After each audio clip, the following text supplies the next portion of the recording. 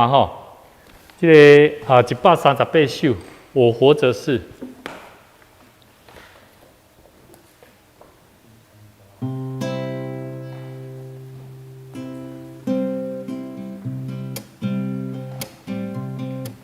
迄个魔术改，迄个咱3楼的长春诗歌哈拿下来，下礼拜我们再来唱，因为我们现在都有做这个音乐的 PPT 哈，然后结合在直播里面放出来，所以牧师就不改歌，好，所以我已经预备好2首歌了哈。那下个礼拜开始，牧师会把这些长春诗歌也是台语歌曲啦哈，可能对有一寡人啊，感觉讲唱一寡台语歌会较适应哈，啊嘛是一寡作水的歌嘛是袂歹哈。咱这位来唱这条歌，我活着是哈，这是华语的哦哈，138首。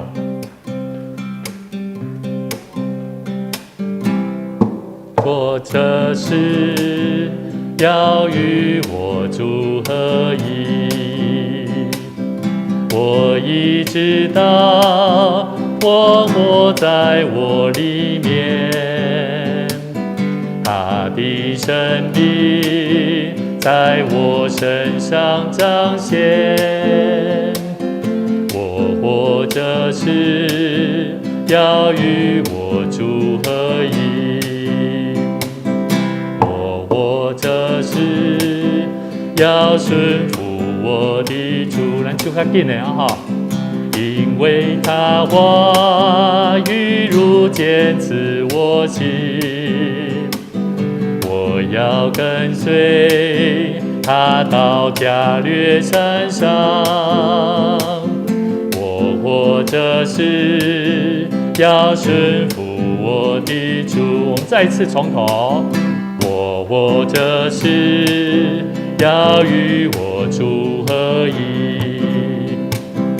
我已知道他活在我里面，他的生命在我身上彰显，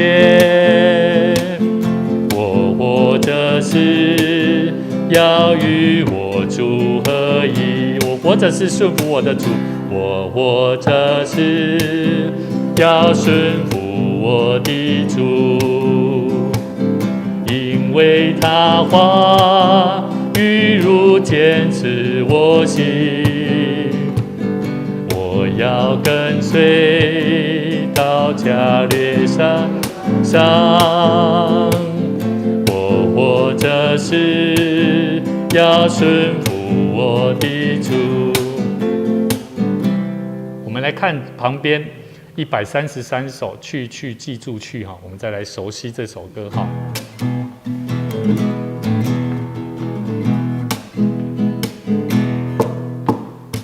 去记住去，天天都要去，往普天下去得长生。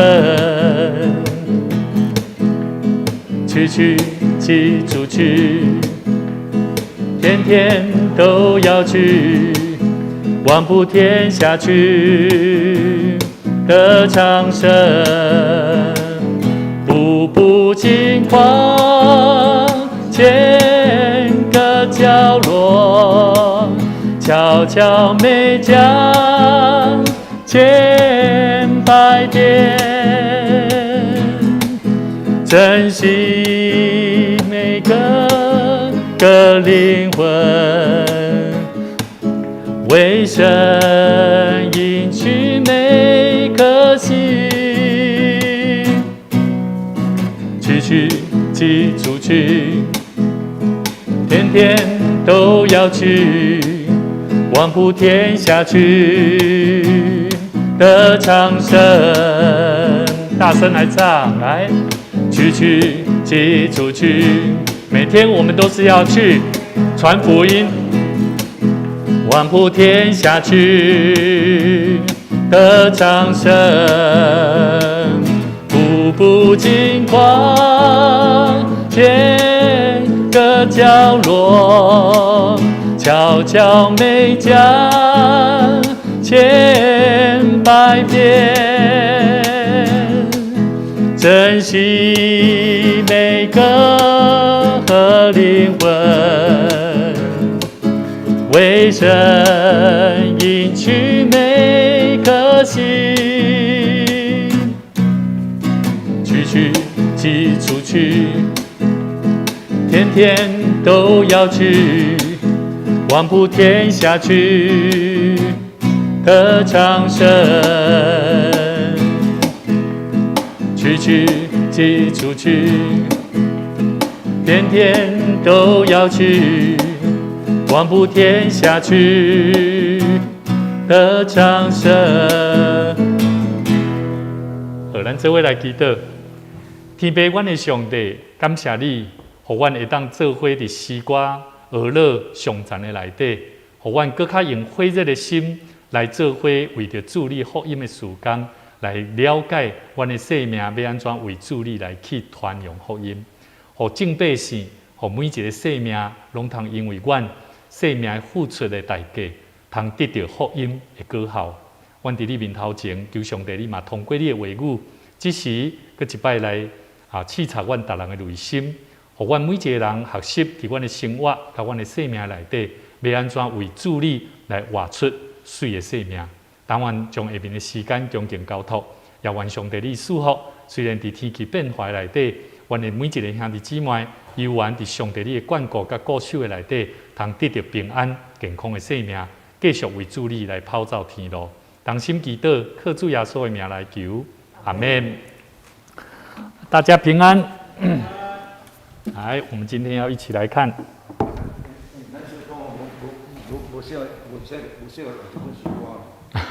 本是讲你讲有诶，无我这老阿妈唱歌有诶。什么诗歌拢好啦，吼对，拢学习啦。阮老拢要唱歌有，拢要唱台语诶啊。有人是 OK 的，但就是代表说我们可以学习的。唔安尼想啦，我感觉任何东西没有所谓绝对对或可以。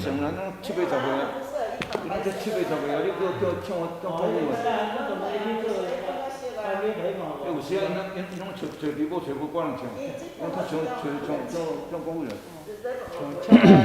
我是提出意见，所有意见来。拢好啦，拢会使啦。咱较好办哩。嘿，拢好。嘿。我是讲你透露迄个做完的心声。没有在否定只是。我头拄。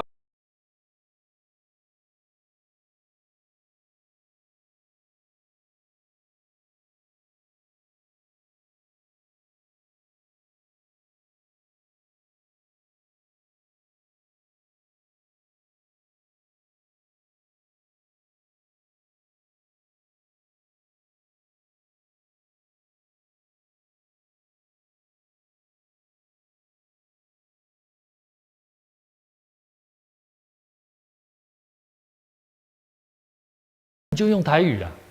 那为什么牧师为什么会用这些歌曲？是因为注意听，牧师是希望，因为我们的传统把我们带了太久，而且封闭太久，而我们忽略了什么叫做新所会带来新旧的新所会带来的生命的不一样的刺激跟元素。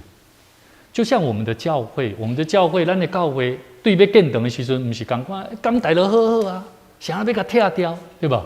一样的道理。所以我告诉各位，新跟旧，是，我了解。牧师，我跟咱，对，所以不要去把它归咎说啊，这本，我讲较坦白的。这本是咱一个姊妹咱拢知影老姊妹。伊甲我推荐的时阵，因为我自己本身学音乐，我非常喜欢音乐。我从小开始接触音乐都是台语，都是你们熟悉的台语诗歌。但是你们了不了解牧师为什么要带领大家？你们要想说，我要跟着牧师、跟着牧者走什么样的路？这才是我们基督徒在学习。现在我们在看的经文也是这样。耶稣为我们背十字架的道路是什么道路？好好 ，OK， 这些都题外话。你讲的是了马师了，因为你这个物件兴起来吼。好了，来，不好意思哈，我们现在没关系，你。我在跟你们分享我们小组的预备。我伫迄个拜四，还是拜五有知影，我会甲我要唱的诗歌，好，我就会把它。子安还没开始啦哈。我是甲你。好 ，OK， 来这个我们待会再聊哈。我们先一起来看圣经哈。好，我们一起来看今天。马太福音27章哈，27章27节，好，我们一起来看27节哈。其实我们教会就是这么的特别了哈，就是说大家有话哈，把心里面的话就是讲出来哈，所以那个不要介意哈。中南哈，我觉得中南也很棒啊，他从这个国小5年级，现在已经毕业了，对不对？然后国中，然后。每个礼拜3也都跟我们一起读经，然后他的生命也从完全不认识，然后慢慢的可以听懂，然后一起时间到了就是一起来学习。我觉得这是非常棒的生命态度了哈。所以我们真的要，我们每一个长者哈，我们真的要学习，就是说用不一样的方式来接纳不一样的讯息，不管是诗歌，不管是哪一个牧者的讲道。我们的心时时刻刻保持弹性，好，不要让我们的年龄或者是我们所了解的知识范畴来限制我们的眼界，好，这样才是一个真正基督徒新的靠主得力的方式了哈。好，来，咱这位来看哈，马太福音第27章27节哦哈。安娜，OK， 很热哈，无啥空气哈。那个挂口罩哈，好了，开一下，开冷气好了，让他对了，让他出去。我有甲讲，我有甲迄个冷气的扩声，迄门甲关，门莫关。有开，互伊吹嘴。来，咱这回来看哈，27章27节哈，我们一起来念哈。巡抚的兵就把耶稣带进衙门。叫全营的，这边我们是不是看过？45，说对不起，我们是看错，45节，好，45节，我们一起来看哈，从午正到申初，遍地都黑暗了。约在申初，耶稣大声喊着说：“以利，以利，拉玛撒巴各大尼，就是说，我的神，我的神，为什么离弃我？”站在那里的人。有的听见就说：“这个人呼叫以利亚呢。”内中有一个人赶紧跑去，拿海蓉蘸满了醋，绑在苇子上，送给他喝。其余的人说：“且等着，看以利亚来救他不来。”耶稣又大声喊叫，气就断了。忽然，殿里的幔子从上到下裂为2半，地也震动，磐石也崩裂，坟墓也开了。已睡圣徒的身体多有起来的。到耶稣复活以后，他们从坟墓里出来，进了圣城，向许多人显现。百夫长和一同看守耶稣的人，看见地震并所经历的事，就极其害怕，说：“这真是上帝的儿子了。”有好些妇女在那里，远远的观看，他们是从加利利跟随耶稣来服侍他的。内中有抹大拉的玛利亚，又有雅各和约西的母亲玛利亚，并有西庇太2个儿子的母亲。好，今天我们就来看45节，我们今天就只看这一段，因为里面有太多东西可能我们看起来好像很简单，但其实也还是有很多的内容可以一起来了解第一个，午正到申初这是中昼12点，中午12点到3点了那约在下午3点的时候，耶稣大声喊叫说：“以利，以利！”这是希伯来话，希伯来话其实伊是较类似这个古约的写法，古约的希伯来话这个后边这个拉玛撒巴哥大尼好，这是亚兰话，好，亚兰话，亚兰话人那像迄是迄当时希腊话，好，希腊话诶较类似这个部分，但是咱的新约圣经都是用亚兰话所写的，好啊，所以伫遮呢，他们说耶稣说以利以利，这个人他说我的神啊，我的神啊，为什么离弃我？但是你哪个看哦，站在那里的人怎么样？有的听见了就说什么？这个人呼叫以利亚呢？好，我们一起来了解一下哈。前面耶稣说以利以利，好，主耶稣伊伫这个时阵哈，伊讲到这个话，伊的意思是啥？就是后边嘛，讲我的兄弟啊，我的神啊，我的神啊，为什么离弃我？来，耶稣为什么这个时候说离弃我？光这一段有一个非常非常重要的关系，因为我们的主耶稣为我们担罪，对不对？钉在十字架嘛，担罪哦，替我们而死哦，成为什么？从上？不是，替我们而死，成为什么？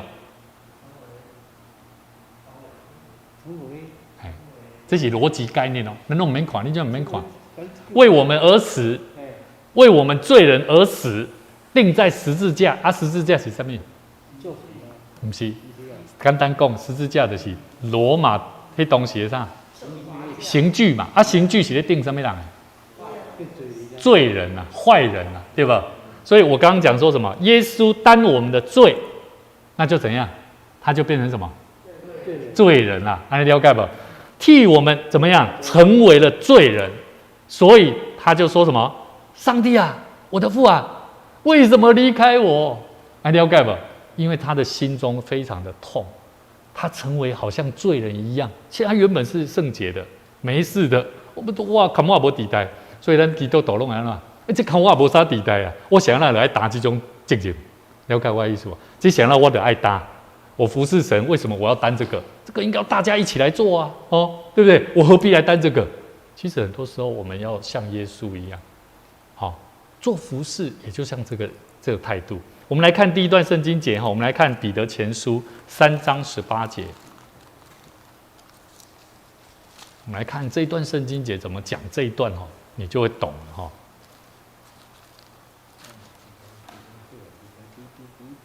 我们等到那个彼得前书第3章18节，等到中南翻好了，我们才开始。意思就是说，我们以中南做标准了哈。3章18节哈。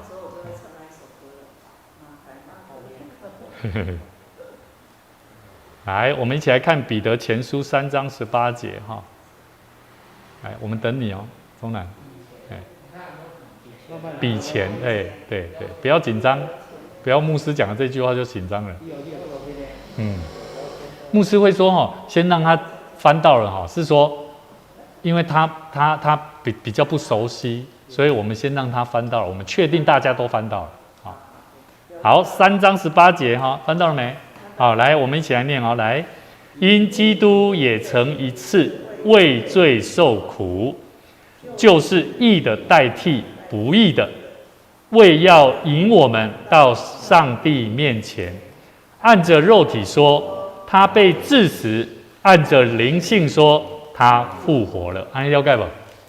好，我再说一次啊，这句话很有意思哦。基督曾经为我们一次的罪受苦，好，他是义嘛？义的义怎么样？他用他的义好代替不义的，为了要引我们到上帝的面前。但是按着肉体来说呢，他是被就像罪人一样，对吗？好，所以我刚刚有没有讲，耶稣代替了我们的罪，成了什么？罪人啊，所以他才有可能会怎么样？按着肉体来说被治死嘛，对吧？抵当时的罗马因的制度，对吧？但是我们上个礼拜其实都有讲到，比拉多他也问啊，你有什么罪啊？耶稣他就说我不说嘞，你说的是啊，你说我是上帝的儿子就是啊。所以在那过程当中，我们可以理解，耶稣按照在世上为我们罪人死，成了罪人，实际上它是因为它本身是上帝所差来的，非常明确。好，我们再翻回来。所以，咱的主我们的主耶稣，他一生跟上帝同在，非常清楚，在这时候，真的是3个小时里面是被上帝遗弃的，还了解吧？所以人还问说：“你们的耶稣有没有被上帝遗弃过？他好像一直都在祷告呢。”你就非常清楚的知道，我带你看一段圣经节，了解吧？你就带他看这一段。耶稣说：“神啊，上帝啊，我的父啊，为什么离弃我？”这3个小时里面，是耶稣感受到他是被上帝离弃的。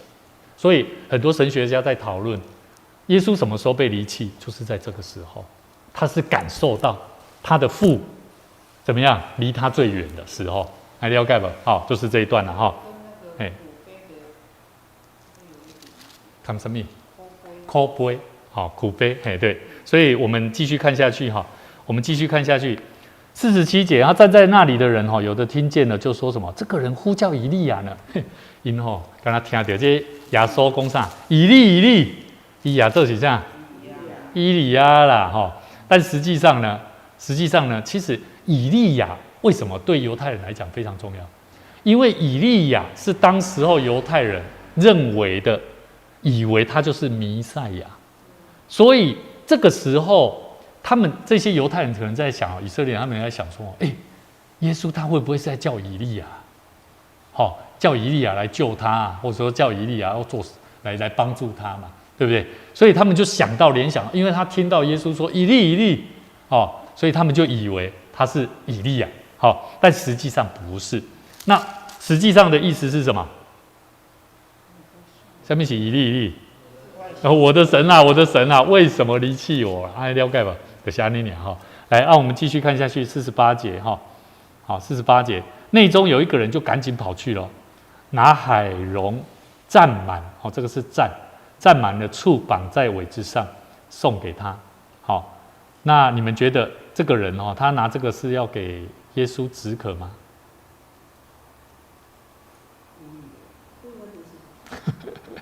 没有，都可以想啊。有时候，年轻人、中男，你看到你觉得这个人，他用这个沾满了醋绑在上面很累，耶稣可能很渴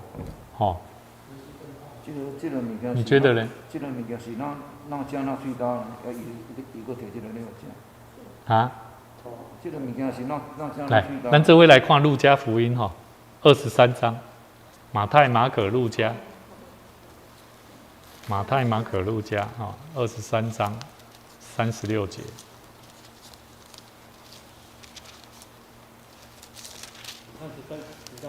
23、36，23章36节。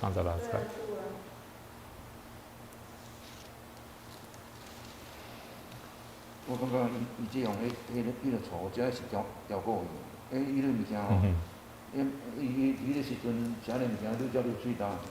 其实就简单的我们可以从路加福音比对，我们就可以看得出来，到底是36节，到底是怜悯耶稣呢，还是有快点吧？看重点啊！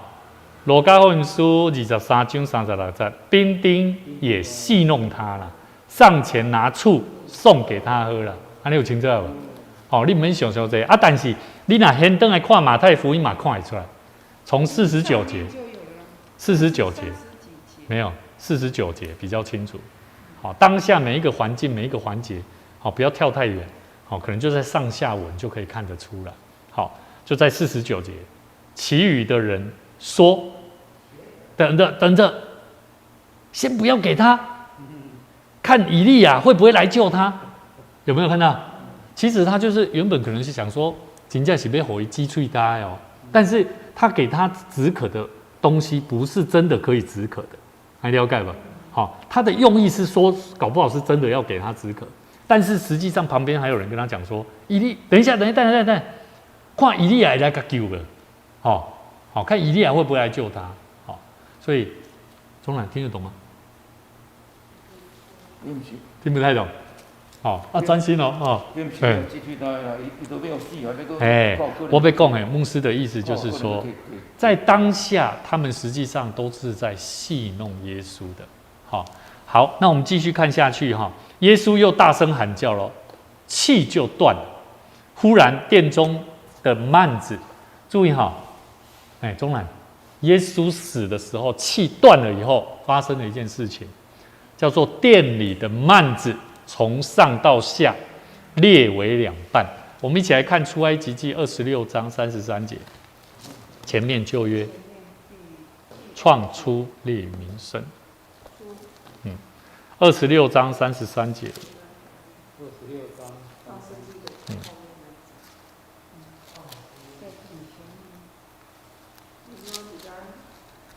26章33节。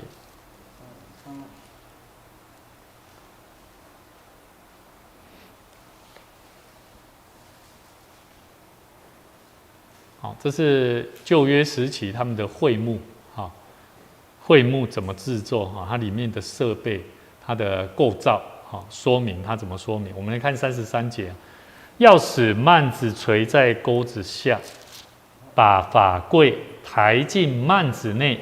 这幔子要将圣所和至圣所隔开。了解吧？这个幔子的是啥？这个幔子就是将圣所跟至圣所。好像我们现在来教会，去到礼拜堂，还需要有幔子吗？或者是说只有我们长老、长子、同工跟牧师才可以进去吗？然后我们其他信徒就是在那个幔子。没有，我现在在解释啊。把它给那个形状，什么形状那不是重点，重点是它所代表的意义，就是把服侍的祭司跟一般平民老百姓做分开。但是耶稣的死却发生了这个圣殿里的幔子，因为当时的圣殿，他们还是有分，服侍的人可以进去至圣所，但是不是的，他们就是在圣所外面，还是犹太人。但是实际上，耶稣他觉得他的死却带来的是让人全部的人都可以进到哪里？至圣所。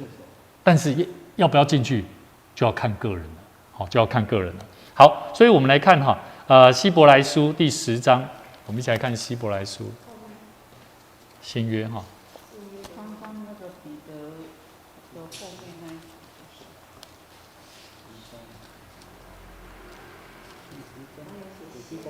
10章19。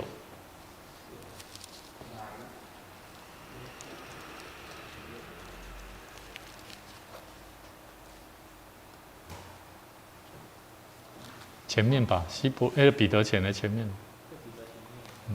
10章19 19到20，我们来看哈。中南不要怕，翻到了你就大声说出来，说我翻到了，好了，或者是说好了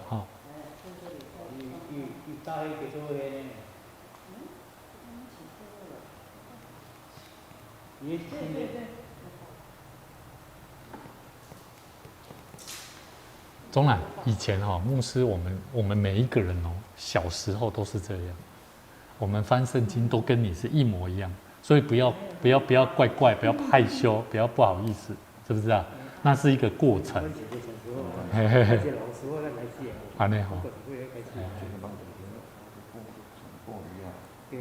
来，咱来看希伯来书第10章19到20，我们一起来看翻到了没？中南。好，你要说好了。好，来19节弟兄们，我们既因耶稣的血得以坦然进入至圣所，是借着他给我们开了一条又新又活的路，从幔子经过，这幔子就是他的身体。你了解吧？所以我们再翻回来你们现在圣经你就这样，重来。把刚刚我们在看的马太福音跟现在的我们看的经文就这样。马太福音我们刚刚看说，耶稣死气断的时候，殿里的幔子就从上面裂成一半，了解吧？所以我们就可以知道耶稣的死，这个幔子，我们刚刚看到希伯来书他讲到了，这个幔子就是他的身体。也就是说，耶稣他透过他自己，让人不再透过那个幔子来到上帝的面前。你了解不？因为至圣所是不直接跟上帝嘛，对不对？所以这个很有意思哦，你们要清楚知道哦。希伯来书讲这个，就是在影射我们刚刚看到马太福音这个幔子裂开，好，从上到下裂为两半，你了解不？这个幔子就是代表耶稣。若人没有透过耶稣基督，没有办法遇见神，你了解不？好，所以呢，这个很重要哦，这个很重要哈，不要想说啊，就只是一个幔子裂开而已，发生了一件很奇怪的事情，或者是很奇妙的事情，不要把它这么想，你要了解。好，那地也震动，磐石，我们再回来哦，马太福音，地也震动，磐石也崩裂。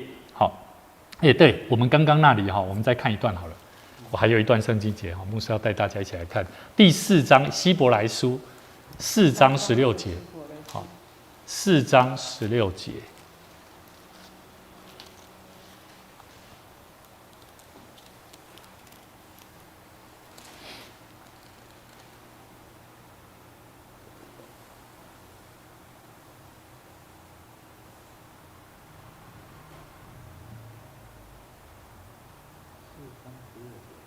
来，我们先从15节好了啊，我们从14节开始看。好，你们不用念啊，我希望你们用看的。我们既然有一位已经升入高天尊荣的大祭司，就是谁？上帝的儿子耶稣，便当持定所承认的道，就是咱在总结得爱嘛，爱了掉，爱信任呐哈。15节，因为我们的大祭司并非不能体恤我们的软弱。他也曾凡事受过试探，与我们一样，只是他没有犯罪。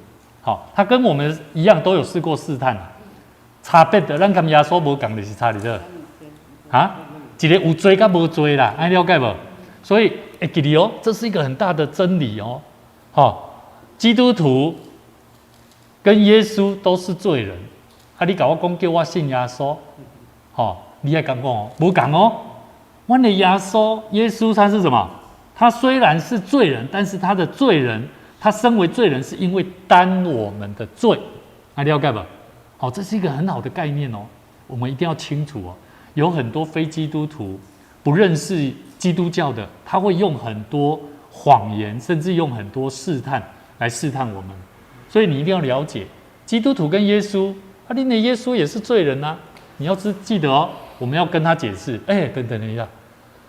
耶稣是罪人，是因为我们是罪人，为我们的罪而成为了罪人，被钉在十字架上。了解吧？来，我们一起说，你们的耶稣也是罪人啊！你们要怎么说？承认。耶稣就我们担当罪。你了解吧？来，中南，你们耶稣也是罪人，怎么你们也在信这个罪人？啊？来，我问肖长老，然后大家听一下。小丁呢？肖长老你们的耶稣也是罪人，为什么你们在信耶稣啊？耶稣是无罪，耶稣的罪是为我们钉在十字架，成为罪人。应该是说，耶稣因我们的罪成为罪人，被钉在十字架上。这个逻辑顺序这样才对，还了解哈？当大家都懂了吗？好，所以这个很重要哦，这个关键很重要哈。所以呢，后面16节说，所以我们只管坦然无惧的来到施恩的宝座前，为要怎么样得连续蒙恩惠，做随时的帮助。来，牧师问各位，我们在传福音，我们在带很多慕道友，他会不会犯罪？会。年轻人带年轻人，他们会不会犯罪？会。为什么我们说，就算他再怎么坏，甚至他做错这件事情又再犯，你要不要接纳他？我们都还是要接纳他，这样懂不懂？因为他逃不过试探，这样懂不懂？所以这个试探就是告诉我们，圣经里面我们刚刚看16节，所以我们只管怎样，坦然无惧的来到施恩宝座前。你们知道有些慕道友，他们曾经犯错，错了又错，他们最后有一个结论，他们就说牧师，我真的不敢回去教会，因为我回去教会，教会的人会用异样的眼光看我。这个我曾经辅导过的学生曾经这样跟我讲，我就告诉他，我跟你说，我们都是罪人，只不过因为你魔鬼的试探你越不过去了，但是我告诉你，圣经里面说，你只管坦然无惧的来到施恩的宝座前，向上帝认罪。注意后面那句话，为要得什么？连续蒙恩惠，哎，了解不？所以你要告诉他，你要认罪啊，这样懂了吗？所以这句话很有意思哦。希伯来书第4章第16节告诉我们该怎么传福音哦，该怎么带领一个慕道友，当他犯罪了、犯错了，你要怎么帮助他哦？甚至包含我们教会的基督徒，我们也应该要告诉他这个真理，让他明白。这样子，我们的教会每一个人才会让人看出，你真的是有耶稣基督的爱、包容，还有正确的教导。好，我觉得这才是我们要学习的功课哈。所以哈，这个牧师看到这一段圣经节哈，能够跟大家分享这个很重要的关键哈。好，所以这个幔子哈，耶稣透过他自己，为我们、为当时候的人，也为我们现在的人，开了一条新的路了，对不对？我们从刚刚第几章？第10章的第19节、20节，哈，希伯来书里面就讲到，上帝耶稣为我们开了一条新的道路，对不对？好，那我们继续看下去哈。注意哦，后面就有一个很大的问题，我们就要一起来探讨了哈。坟墓也开了，已睡的圣徒的身体多有起来的。艺术宫有没有人复活？有人复活。好，但是呢，复活了，他们在哪里？好，对不对？那东西因为梦吼，就是那个像耶稣带啊，那石头啊扛起来，所以吼，这牧师去小可做一下了解研究吼，因就是有人来探讨啦。来，我们看圣经节哈，你觉得这些人他们是什么时候出来的？到了耶稣复活以后。哦，对，这个时阵是耶稣死嘛，有无？你有没有发现，这个时候耶稣死了，可是他们有人复活了哦，对不对？那我也曾经就想过一个问题，这些人复活了，因那时阵不是待在梦里，不是石头扛的嘛？想那有人知影，跟没人知影呢？有没有人可以给我这个答案？我现在还搞不懂，哦，我是真的还搞不清楚。但是我觉得这个也不是很重要了。不是，我的意思是说哦。我觉得这也不是很重要，但是我觉得我会去想这个问题的哈。好，所以呢，我觉得哈，至少我们知道，耶稣死的当下，除了圣殿的幔子裂开、地震动、磐石崩裂，还有一个重要的信息，叫做什么？圣徒复活了。但是不是所有的圣徒哦。好，他说多有起来的，意思也是有怎么样，也有没起来的啦。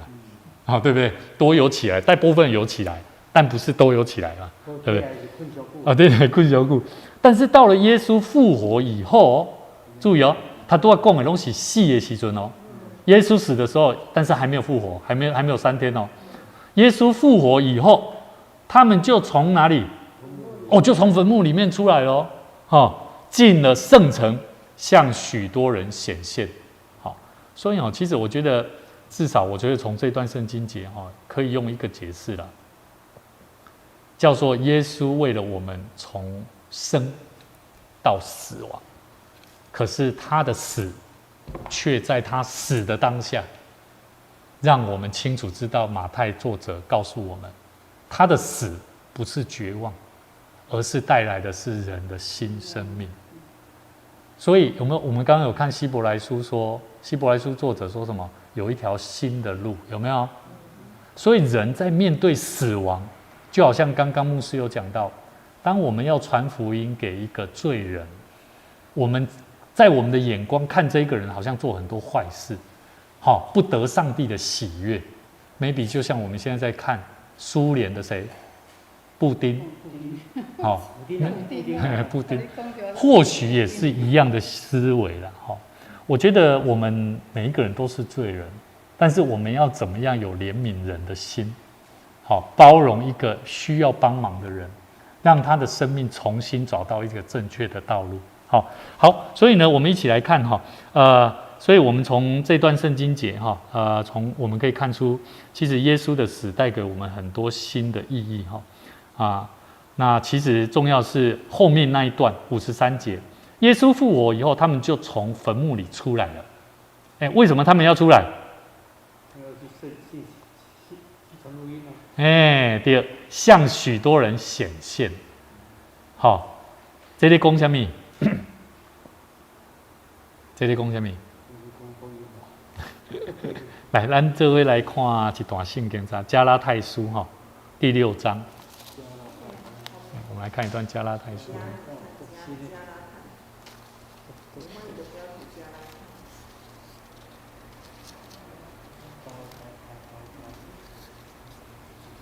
第6章，我们从14看到17。第6章，对。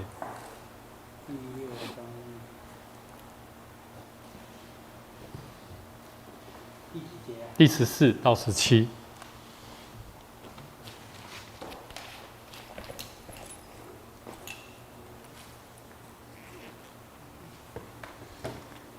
好，翻到了吗 ？OK 好，咱等一下无输入了地。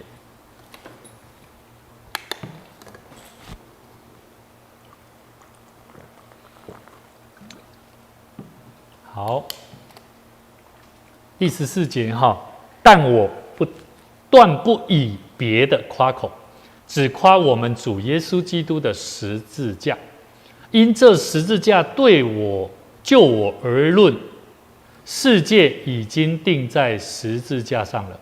就世界而论，我已经定在十字架上了。受割礼的、不受割礼的都无关紧要，要紧的就是做新造的人这些新造的人很重要。凡照此理而行的，愿平安怜悯加给他们和上帝的以色列民。从今以后，人都不要搅扰我，因为我身上带着什么？耶稣的印记。弟兄们，愿主耶稣基督的恩藏在你们心里。阿们。在这讲什么？14节讲，我断不以别的夸口，只夸我们主耶稣基督的十字架。因这十字架就我而论，世界已经定在十字架上了。看我这边你们都不用看了。作者他在讲什么？他在讲的讲，咱人唔通为着世间像你所做的什么代志来夸口。爱夸口的是讲，你是不是为着？亲像14节后半段说，就我而论，世界已经定在十字架上。就世界而论，我已经被定在十字架，意思是说付上代价在这世上，你有没有你所为主服侍的工作？你做什么事情？你有没有让人看出你付上代价了？还了解吧？所以这个作者他写的很有意思。他后面讲到什么？他说受割礼不受割礼都没关系啦，你有洗礼无洗礼，那无关紧要啦。还了解不？咱基督徒嘛是同款啦。咱基督徒有当时做计较伊也无洗礼啊，伊开始当冲啥。我刚刚现在牧师的观念都认为说，只要他来教会一段时间了，我就会让他找事情做。我会找事情给他做，不是我会让他找事情做，我会找事情让他做，教他教好，然后让他在教会，我让他感觉到，他把这里当作就像家一样。今天我看到这个牧师进来的时候，看到那子安带着嘉伟云姐去3楼给他经历。我觉得我们日后青少年就是这样，平时就看到教会哪里脏了乱了，哪里有需要就去啊。我觉得那个很重要。所以受割礼不受割礼无关紧要，要紧的是做一个新造的人。所以中南，你有没有受洗？没受洗有受洗，我们很感谢主。但是没受洗不用紧张。但是重点一个，你的生命有没有成为一个新造的人？你现在的你跟2年前的你有没有一样？有没有？来教会前跟没有来教会前的你有没有一样？现在你来到教会了，跟之前没来教会有没有差别？有差别，差别在哪里？啊，分享一下啦，不要紧张啊。长大了，感谢主。你说长大了是不是？啊，哪里长大了？身高。好，对，你的眼光也就不一样，就跟你的身高一样。好，这种洗礼吼，哎，啥一定要洗礼，这就是讲，我已经吼，承认耶稣就是我信的那么我是我是安尼。你若无经过洗礼时，你都心内要犹豫的，未肯定耶稣是神的救主。嘿，这无丢了，伊咧讲的这是无书的意思是咧讲，这是对于跟上帝的关系啦。因为作者已明确的告诉我们嘛，保罗他说的是什么？他说的是他跟上帝的这个关系啦。袂因为讲我有洗礼无洗礼，但是最重要啊！如果你认捌这个主，伊后壁讲凡照此理而行的，你来有平安呐、了解无？伊后壁讲愿平安怜悯加给他们和上帝的以色列民。好，你若讲你若真正认为讲我真正无要洗礼，但是我做会好，上帝爱托付互我的工课，好，安尼我嘛感觉讲无要紧。好，你好好做主的工嘛，对不？就亲像这段圣经讲，凡照此理而行的，愿平安怜悯加给他们和神的。好，我再聚会。好，安尼咱个倒转来吼，咱来做一个结束。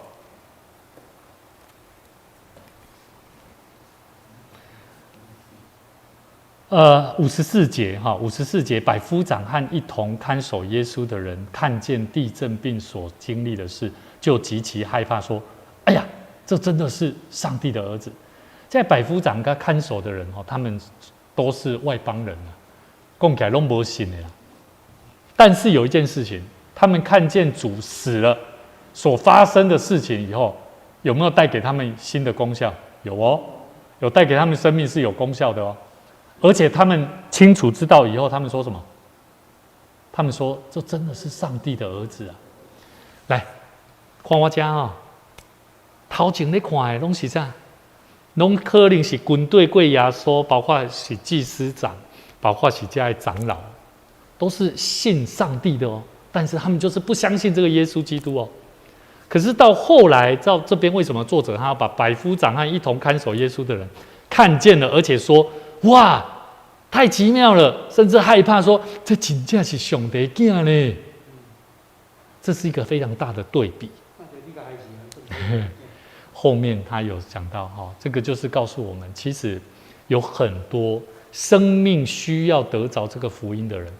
假如我们基督徒不把传福音看为最重要的，我们如果一直把批斗、内斗，不把传福音当作重要的，我们就如同耶稣他来到世上要告诉我们，实际上我们是一个非常重要的身份，就是要为主做传福音的工作。所以这个价值观是很重要。在马太这个作者他清楚看到，你看55节哦，有好些妇女在那里远远的观看，他们是从加利利跟随耶稣来服侍他的。但咱在用父系社会，对不对？妇女在当时候就一直被鄙视的，可是越被鄙视的人、被排挤的人，可是他们却始终跟随耶稣基督。安尼意思是啥？意思就是讲，如果咱的心思意念、咱的管理教会，若是亲像这祭司长，亲像咱头前所看耶稣伊要受定死的这整个过程，拢是这祭司长甲长老咯，拢足重要的，会信上帝犹太教。但是，假如说我们在看这个对比的时候，我们有没有时常跟随着耶稣，做我们该做的工作的时候，那就是差别就出来了。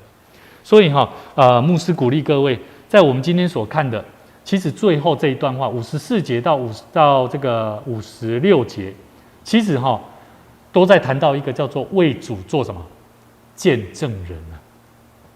有没有发现，作者在表示的就是做这个嘛？对不起，从从53节开始，有无？复活的人有无？伊是等到耶稣割瓦了哦，他们就从坟墓里出来哦，然后进到圣城里面做什么事情？53节最后一段写什么？向许多人显现呐、显现你别说啊，复活意思是啥？你知唔知？你唔知遐个人哦，过去你可能阿公死啊吼，雄雄走出来，哎呦，阿祖啊，阿公啊，你甲挖起来啊！你若想看卖你的亲人，这是真正的代志哦。你莫甲想讲，迄是无可能，因为这是有真的，伊开下来嘛，对不？但不是所有的人。可是为什么这个显现？为什么作者写的大概有从53节到56节？你有没有发现为什么他要写这个？好，这个是值得我们去好好去思考。我们要如何去做一个见证人？做耶稣基督的见证人，也就是说，跟你旁边的人说，你要常常说故事，你要常常说故事，知影不？爱讲故事啦，讲什么故事？说你生命新造的人的故事啊。好，牧师很鼓励各位，我们都要常常说故事。好，就像承恩，你现在在有时候教中南数学的时候，就像在说故事嘛，说你以前在学习怎么学的嘛，对不对？好，我现在在教人家音乐，教人家信仰，很多东西都是因为我学的，这是我的见证，我的体会。所以我觉得今天我们学习一个很重要的功课，耶稣的死带给我们的是一条新的道路。这个新的路是让我们从那个死亡再次进入活的生命。好，所以这个很重要。耶稣的死所带给我们的不是一个现象。看见那个幔子破裂了，就这样而已，不是，因为耶稣就像是那一个幔子，让我们重新从圣所进到至圣所。所以祝福大家，让我们的生命能够就像耶稣今天所受死的过程当中，他所经历的，是透过耶稣基督从圣所进到至圣所，让你的生命是从死亡进入永活的生命。好。刚好身边需要有什么问题？有没有什么问题，或你想要分享的，都可以分享出来哈。以前吼，耶稣咧死去时吼，犹太人看，像白话讲看守人吼，边一定我们嘛是犹太人对不对？伊讲经历这种事，积极害怕啊。伊讲像这正是上帝的儿子吼。因底下的看到在前经历就知讲，这正是上帝的儿子。是安那因那使徒所传的福音哦，犹太人无要甲信。我认为是付上代价的问题，因为门徒你想看卖，门徒你会记得迄个，刚刚雅各约翰吧，敢是还是彼得，我用袂记。他们不是去赶鬼嘛？伊无问耶稣，耶稣啊，想让我赶鬼无效啊，对不？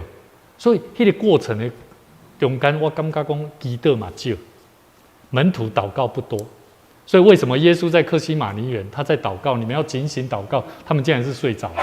一个真正有在祷告的人，他会知道他的老师教导他要祷告、警醒，可是他们没有。所以第一个，我可以看出门徒有一些状况。第一个，生命没有真正改变；然后第二个，他们没有影响力。他们的影响力是在于他是不是一个愿意付上代价的人。好，所以我是觉得，你看门徒，当耶稣伊伫足侪人的面头前在讲道传道，然后遐门徒讲啥？耶稣，咱今晚要来倒位？可能爱来食饭啊，还是讲阮来款物件？但耶稣讲啥？恁爱互因食，对不？所以迄个过程的中间，耶稣最后怎啦？就用遐5块饼2尾鱼来做这个动作。所以我感觉迄是一个付上生命代价的过程啊！所以你咧讲，想怎这门徒，想怎因无这种经验，无法度有去经历着安尼，我感觉这是有原因的。以前吼，以前都要讲哦，就是真的是上帝的儿子嘛。即摆耶稣死了，要使徒就传耶稣福音，对不对？救赎福音嘛。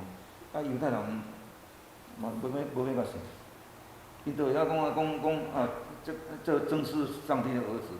因所看情景就是安尼，就是因来嘛是想是讲，迄个耶稣所以上帝的囝，嘿，啊，结果耶稣死了后，遐使徒所传的耶稣，耶稣救赎的福音嘛，即犹太人嘛无这个信。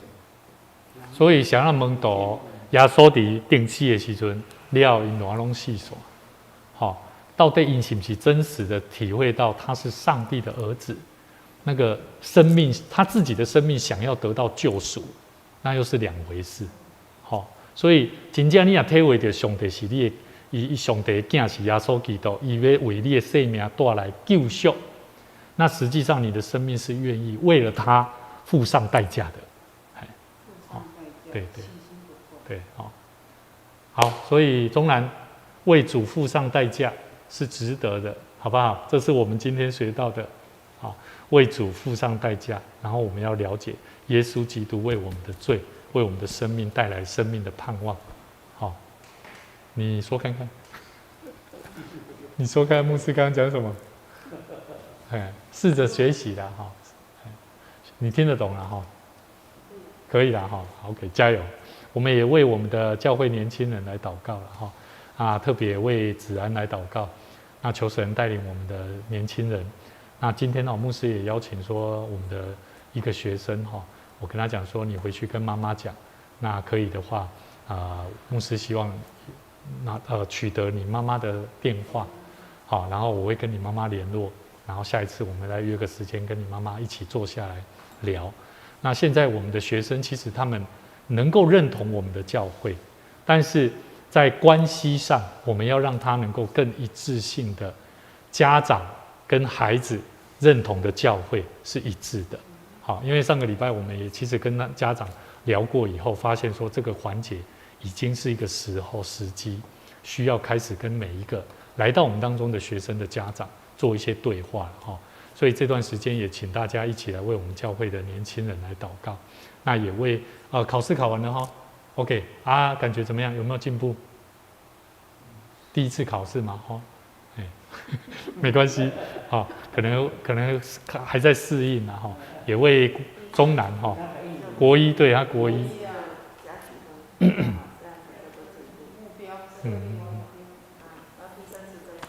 好。那我们也为我们教会的传福音的工作哈，那我觉得我们的教会现在真的要慢慢开始注入更多对传福音的 DNA 了。好，我们的 DNA 不再是单纯的来聚会，也不是单纯的来关系的建立而已。那这个关系的建立要怎么样带出行动力？好，那也是值得我们大家一起。透过神的话语带领信徒，大家一起来熟读神的话语，那更明白我们的生命要怎么样为主而活。好，那我觉得这才是读经的意义了。好，那我们一起开口同声来祷告。那我们也一起为我们的同工，好，为我们的敬余执事来祷告。那恳求神带领我们的教会能够兴起更多精兵勇士来为主做收割庄稼，那一起做传福音的工作。我们一起开口同声来祷告。天父，阮的上帝，阮感谢你，愿你的灵充满阮，用通过你的话语，互阮明白耶稣基督为着阮来死，搁活，互阮的生命对死到定心有盼望，有健康的生命来为主你来活，为主你来行一个全新新造的生命。求上帝你继续引带阮，互阮虽然伫生活上有侪无相款的操烦，总是阮愿意将阮的心、将阮的生命献上伫你的面头前，恳求上帝你成做阮的帮衬，引带阮头前的道路，继续为主你来跑走。愿伫你面前献上阮的祈祷，同心恳求靠耶稣的名，阿门。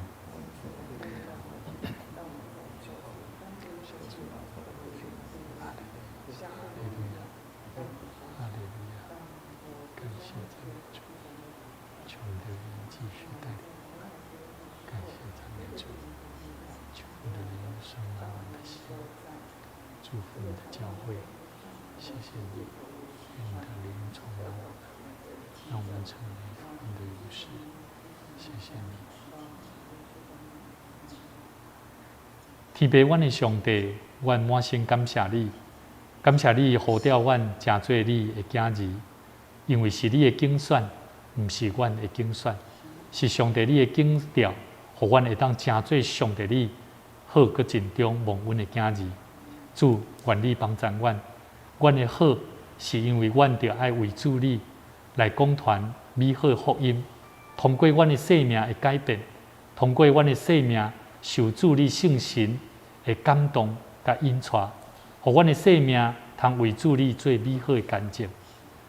主，阮的上帝，你互阮的福音，对阮认捌主你开始，阮的生命就爱常常带着火热的心，为主你来做光做盐，常常记牢上帝你安怎样来拣选阮，成做你的儿女。阮为着安尼，常常就爱来思考，愿上帝你嘛引带你的教会，互阮每一个兄弟姊妹无看虑家己的需要，乃有单单将家己的需要交予主。愿上帝你成做阮的帮助，成立主你的国，做阮的生命要紧的事。阮才会当伫阮的生活中，甚至伫阮的人生的内底有好的目标，通荣光上帝你的性命。愿上帝你嘛祝福，虽然伫全球的变化、战争的扰乱，互阮人的心带来无平安的心的时，求上帝你搁一摆赐落你平安的灵，充满阮，互阮将阮的眼光放伫阮生命要紧的福音的道路顶面。阮相信，阮要活第二日，阮就好通伫上帝你甲众人的面头前，通甲主讲：主啊，愿你来找阮，找阮。求上帝你搁一摆引带阮，互阮正当工、正中集，甲每一个兄弟姊妹，以及每一个参与伫大桥教会每一个青少年朋友，愿上帝你祝福阮的教会，互阮的教会三甲毋但有疼，也互相彼此的关怀，以及伫互相体系内底来建立一个勇壮的教会。愿你听阮的祈祷，祝福阮，引带阮，当阮即时要四散。也愿上帝你带领阮每一个人的辛劳，一日的着磨，一日教业，然后一日的劳苦，上帝你嘛要为阮来担。求上帝你带领阮倒顿的休困，带领阮暗时的休困，拢得到祝福。同心祈祷，靠耶稣的名，阿门。